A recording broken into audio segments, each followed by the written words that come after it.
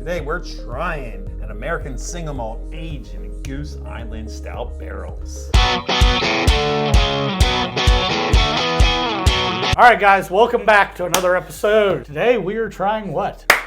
You're clapping. Yep, I Every love time. clapping. Today we're trying from the Virginia Distillery Company in Virginia, their American single malt aged in Goose Island Stout barrels, one of their specialties. We were there last year. We've had this in the bottle for a while. It's been our menu for us to do this year. It's a great review for you. I'm excited for this one a lot. Me too. I'm a little sketchy on remembering what the flavor profile was, but I remember liking it a lot. We were at Virginia Distillery Company. So it is a bottle and bond. It's 100 proof.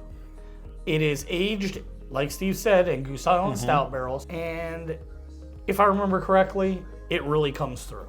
Yeah, the limited edition. They had another one limited edition as well through Hardywood with their gingerbread stout. Yeah. And that one, I would say, tastes like Christmas. Tastes like a Christmas tree to me. Christmas tree. That yes. tasted like it was aged in gin barrels. Yeah. That was my profile on it, and I'm not a I big gin love fan. the Hardywood, their stout itself, their gingerbread stout. It's really good, but I don't think it's great mixed in a barrel with a single malt. No. I think this, what I remember from this when we tasted there at the distillery, this was great. It's been a while since we had it, so I'm excited to have it now as almost a new fresh pour for us. No, agreed. So this is another American single malt. We kind of dove into that last year, and we both really enjoyed American single malts. There's So some funk in there. Look at that funk. it's got a little funk. See that funk down the bottom? Is it some cork degradation? I'm not sure what's going on with that. We might need a strainer, huh? If we get down the bottom, I don't know, I'm not used to seeing that, are you? Neither am I. Go ahead and crack her open. Let's see what it is, Steve. Need a, Is she a twist? well, she's not a twist, but they ripped off. Only 20 barrels of this was made.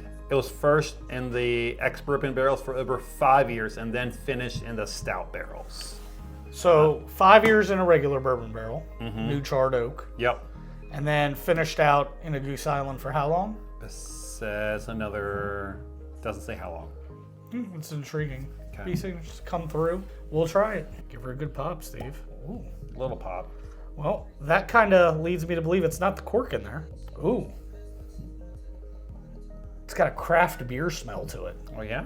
Hey, speaking of craft beer, coming up soon, since it is winter time, we're gonna have a video coming up soon all about barrel-aged beers for the bourbon lovers. So that'll be an exciting one. Yeah, it's been a long time coming. You and I have both been a big fan of the Goose Island collabs and things like that. Oh yeah. The Eagle Rare one I had a while back. It was great. Yep. I'm excited to crack into those. I'm excited to try Dogfish Head, their worldwide stout. Yes. So good. This has a very heavy craft beer smell. It's very light. Light in color. You say craft beer, I get full single malts on the nose. I get a single malt and a Scotch-esque. Does that Yeah, make sense? Scotch-esque, Yeah, yep, that yep. Scotch-esque smell. But I get that barley or something like that on there that I'm not quite able to pinpoint. I don't know. It's not bad. It's got a good nose. Yep. For 100 proof, let's see how it tastes. Oh, I get that stout, that back end. That's really nice. Yeah. That's very interesting. Smelling the peatiness, but getting like a light stout almost. You know what? That's the weird thing. You can smell that peat smoke on it. Then, when you taste it, there's no peat smoke. The back end is completely covered by that stout, which I'm not used to. Now, when we visited, we got free samples, correct? So they give us free samples. You're limited, I don't know, 2 ounces or something a person, and we kind of just shared a flight together. We did. And so that was nice. They had a great sitting inside area, a great outside area, kind of off the beaten path, but definitely worth a visit from the area. Yeah, straight up the Death Road, and you can turn right at the barn, and you're there. Straight the what? The Death Road. The Death Road? Yeah, when we I don't pulled remember off, the Death Road. we pulled off. You ride up this road. Like a backcountry road. You feel like you're gonna die on? Nice drop off on the left hand side. Oh yeah. All right, so back to this. This hits all the notes for a American single malt for me. The nose is peaty. It's got that single malt, in it. Then on the back end, it surprises me with a bourbon. Well, not a bourbon, a stout, heavy stout flavor. I get the stout notes. I get that coffee notes from it. I get a slight caramel, little bit of maybe a butterscotch or a hazelnut flavor in there too. The butterscotch, I understand. The butterscotch is like a mid-palate thing for me, right before the stout kind of just takes over. And there's a nice sweetness to it. Yes. For only 100 proof, it drinks lower than 100 proof. No, if I was a betting man, I would say this is an 80 proof. I mean, just looking at that color, guys, that color is light. So, being aged for how long, Steve? It said 5 years in 5 the barrel, years?